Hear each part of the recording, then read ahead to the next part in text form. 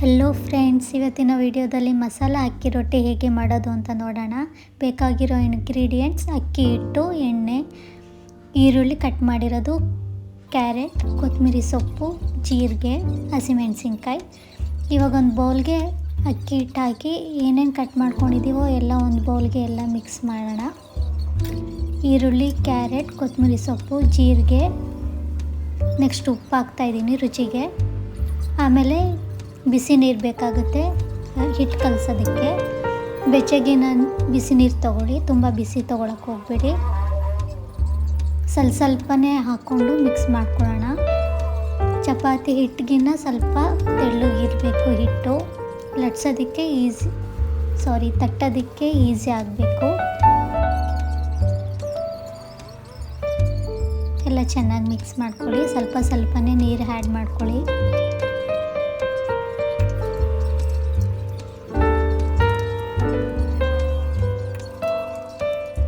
ಇದು ಬ್ರೇಕ್ಫಾಸ್ಟ್ಗೆ ತುಂಬ ಚೆನ್ನಾಗಿರುತ್ತೆ.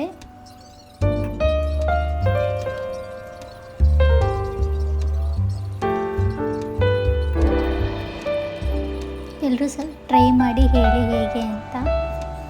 ನೆಕ್ಸ್ಟ್ ಮಿಕ್ಸ್ ಆದಮೇಲೆ ಒಂದು ತವ ಮೇಲೆ ಎಣ್ಣೆ ಹಾಕ್ಕೊಂಡಿದ್ದೀನಿ. ಸ್ವಲ್ಪ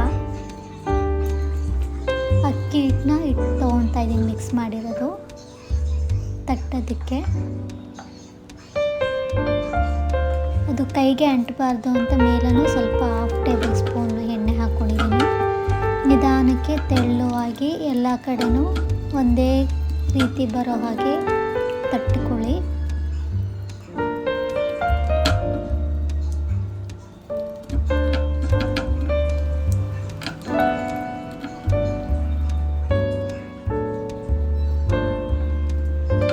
ತೆಳ್ಳಗೆ ಬೇಕಿದ್ರೆ ತೆಳ್ಳಗೆ ತಟ್ಕೋಬೋದು, ಇಲ್ಲಾಂದರೆ ದಪ್ಪ ಬೇಕಿದ್ರೂ ಮಾಡ್ಕೋಬೋದು. ನಾನಿಲ್ಲಿ ತೆಳ್ಳವಾಗಿ ತಟ್ಕೋತಾ ಇದ್ದೀನಿ.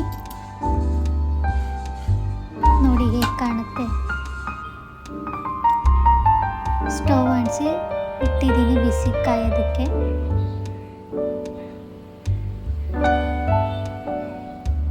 ನೋಡಿ ಎಷ್ಟು ತೆಳುವಾಗಿ ಬಂದಿದೆ. ನೋಡಿ ಆದಮೇಲೆ ಎಷ್ಟು ಚೆನ್ನಾಗಿ ಕಾಣ್ತಾ ಇದೆಯಲ್ಲ. ಎಲ್ಲರೂ ಟ್ರೈ ಮಾಡಿ ಮಸಾಲ ಅಕ್ಕಿ ರೊಟ್ಟಿ.